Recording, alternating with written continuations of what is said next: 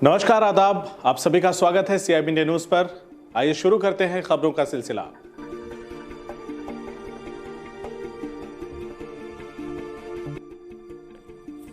नेपाल के प्रधानमंत्री केपी शर्मा ओली के बयान का अयोध्या के संतों ने कड़ा विरोध किया है।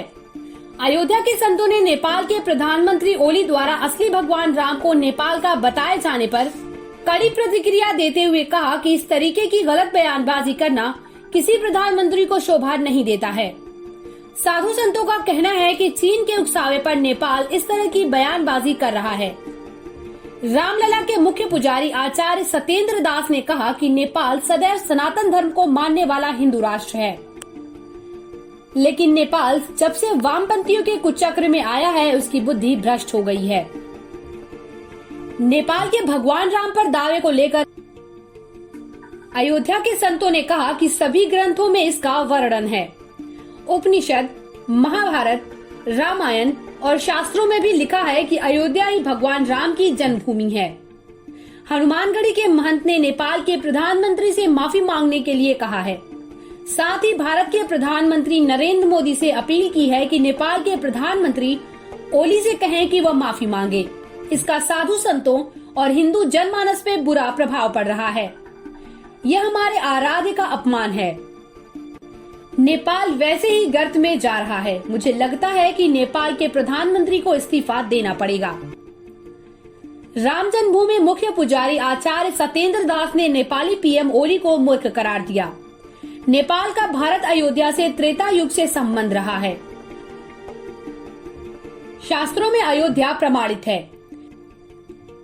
नेपाल के पीएम को ज्ञान ही नहीं है। नेपाल के पीएम के रूप में अज्ञानी बैठा है।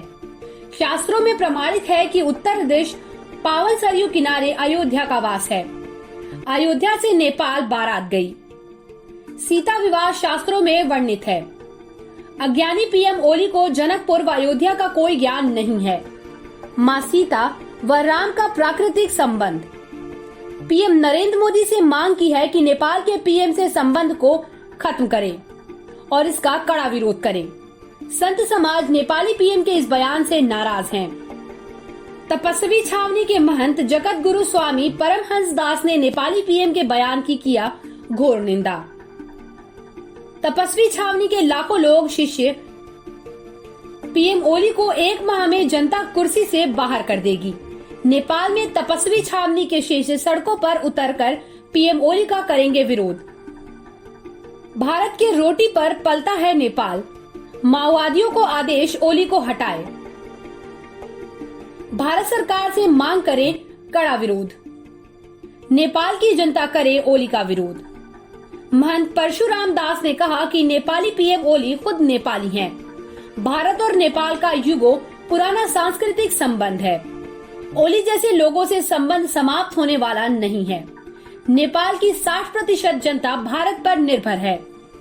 पीएम केपी शर्मा ओली दुष्ट पीएम। भगवान राम पूरी दुनिया के हैं। पीएम ओली बताएं कि नेपाल के कितने गांव पर चीन ने कब्जा कर रखा है। नेपाल की जनता पीएम ओली के खिलाफ सड़कों पर उतरे। वह दिन दूर नहीं कि नेपाली हाथों में कटोरा होगा। सरकार से नेपाल के प्रधानमंत्री ने अयोध्या को काल्पनिक बताया और हमारे भगवान प्रभु राम को नकली बनाया। इससे पता चलता है कि वो एकदम अज्ञानी है। न उसे शास्त्र का ज्ञान है, न इतिहास का ज्ञान है और न ही अयोध्या और जनकपुर के संबंध को जानकारी है। इसको पता है कि जानकी का जन्म मिथिला में हुआ और भगवान राम का जन्म अयोध्या में हुआ। तो जनकपुर से अयोध्या का शास्त्र संबंध बहुत प्राचीन है। उसके बाद भी इस प्रकार से कहना एक महत्वपूर्ण पद पर, प्रधानमंत्री पद पर बैठा हुआ व्यक्ति और ऐसी अज्ञानता की भाषा बोलता है। इससे लगता है कि उसको राजनीति से प्रेरित होकर के, मैं समझता हूँ, चीन के दबाव के कारण से इस प्रकार से हमारी भारतीय संस्कृति का नाश करने का प्रयास कर रहा है। मैं ऐसे प्रधानमंत्री को घोर निंदा करता हूँ और किसी भी देश की संस्कृति को, किसी महत्वपूर्ण स्थान को काल्पनिक कहना यह अज्ञानता है। और जिस प्रकार से उन्होंने कहा है उससे ही पता चलता है कि वह अज्ञानी है। मैं नेपाल की जनता से और उसकी सरकार से यह निवेदन करूंगा, क्योंकि हमारा नेपाल का और भारत का संबंध प्राचीन है और बहुत से सहयोग हमारे भारत देश नेपाल को देता चला आया है। ऐसी स्थिति में दोनों को संबंध बिगाड़ने के लिए प्रधानमंत्री ने जो बयान दिया है वह निंदनीय है। और मैं नेपाल की जनता से कहूँगा कि आप इसका विरोध करें और जब तक वो क्षमा नहीं मांगता तब तक उसको पद से हटाया जाए, नहीं तो हमारे शाश्वत प्राचीन समय से चले आए सांस्कृतिक संबंध, वैवाहिक संबंध और तमाम ऐसे संबंध हैं जो इस प्रधानमंत्री के बयान से बिगड़ सकता है।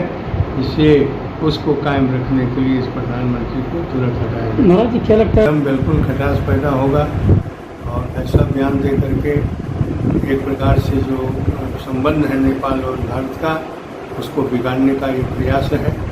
और मैं चाहता हूँ कि एक व्यक्ति के नाते भारत और नेपाल का संबंध न बिगड़े, बल्कि उसको यह दबाव दिया जाए कि अपनी बात को वापस ले और क्षमा मांगे कि हमसे गलती करेंगे। इस बात को लेकर यहाँ एक ऐसी नगरी है, पवित्र नगरी है, यहाँ साक्षात परमात्मा भगवान राम के रूप में अवतरित हुए। रमन्ते योगिनो यस्मिन् नित्यानंदे चिदात्मनि कीर्तिराम पदेनाशो पर ब्रह्मा विधीयते। वह साक्षात परब्रह्म परमात्मा का अवतार हुआ है। और यह अयोध्या विश्व प्रसिद्ध नगरी है। अयोध्या नाम नगरी तथा से लोग विश्वता मनना मानने स्वयं ऐसे नगरी का निंदा करना, ऐसे नगरी को काल्पनिक कहना, ये बिल्कुल भारत और भारत की संस्कृति पर कुठाराघात है। और इसलिए भारत संस्कृति और नेपाल की संस्कृति कायम रहे, इसे ऐसे दूषित विचारधारा व्यक्ति को तत्काल पद से हटाया गया। देखिए, ऐसा है कि ऋग्वेद से लेकर के और जितने ग्रंथ हैं, चाहे वाल्मीकि रामायण हो, चाहे अठारह पुराण हो, सब जगह जो अयोध्या का वर्णन है वो भारत में उत्तर प्रदेश स्थित अयोध्या का वर्णन है। और नेपाल में सरयू है ही नहीं है। वेदों में लिखा गया है कि अयोध्या के उत्तर दिशा में सरयू नदी प्रवाहित होती हैं। और जब वहाँ सरयू है ही नहीं तो वहाँ अयोध्या का जिक्र ही नहीं होना चाहिए। और वैसे भी पूरे दुनिया में जितने भी देश हैं, सब देशों में पहले राजा होते थे और सबके ऊपर चक्रवर्ती सम्राट भारत में भी अयोध्या में बैठते थे। महाराज रघु, महाराज जो है तो महाराज दशरथ या मर्यादा पुरुषोत्तम भगवान श्री राम। तो ओली ने जो ये बयान दिया है ये निश्चित रूप से चीन और पाकिस्तान के इशारे पर जो है आतंकवाद की भाषा का प्रयोग कर रहा है। और हमेशा भारत जो है नेपाल का मदद करता रहा है। और ओली को इस बात का जो है तो ज्ञान होना चाहिए कि अगर भारत जो है मदद देना बंद कर देगा तो नेपाल जो है भूखमरी से मर जाएगा। और जितने नेपाली भारत में रह रहे हैं, अगर इनको जो है एक बार कह दिया जाएगा कि ये नेपाल चले जाएं तो 1 महीना का भी राशन नहीं होगा ओली के पास में। तो ये चूंकि माओवादी नेता है और वहाँ राज परिवार की हत्या करके षड्यंत्र के तहत इसने सत्ता हथियाया है। जब से ये सत्ता पर बैठा है तब से निरंतर जो है तो नेपाल जो है तो पतन के गर्त में जा रहा है। अब जरूरी हो गया है कि नेपाल की जो जनता है वो सड़क पर उतर करके ओली को सत्ता से जो है तो नीचे उतारे, या तो ओली क्षमा मांग लें, नहीं तो जिस दिन हमारी जो है तो भारत में जो है केंद्र सरकार ने आर्थिक मदद देने से जो है मना कर दिया, उस दिन से जो है तो नेपाल की स्थिति बहुत बिगड़ जाएगी। और चूंकि पाकिस्तान जो है तो आतंकवादी हमला जो है आत्मघाती हमलावरों को तैयार करके और आतंकवाद का एक वो बना हुआ ट्रेनिंग सेंटर, और चाइना जो है तो चूंकि पाक का समर्थन करता है, तो चीन जो है कोविड-19 को जो जैविक हथियार तैयार किया है, इससे जो है अमेरिका इत्यादि उसकी चपेट में है। तो 2 राष्ट्र दुनिया के नक्शे से खत्म होने जा रहे हैं। और अगर ओली की भाषा जो है तो सही नहीं हुई तो फिर नेपाल भी दुनिया के नक्शे से खत्म होगा। मैं मान रहा हूँ कि हो सकता है हम जितने भारतीय हैं, जितने नेपाली हैं, नेपाली जो है भारतीयों को जीजा जी कहते हैं और हम लोग उनको साले कहते हैं। तो ये अगर साले सही नहीं होंगे तो ओली की झोली फट जाएगी अगर इनकी बोली नहीं सुधरी तो। आपको क्या कहेंगे? हमको जो कहना बता रहा हूँ, हमारे पास तो रिकॉर्ड है, सिद्ध महापुरुषों के द्वारा स्थापित गर्भगृह ये राम जन्मभूमि श्री अवध की है।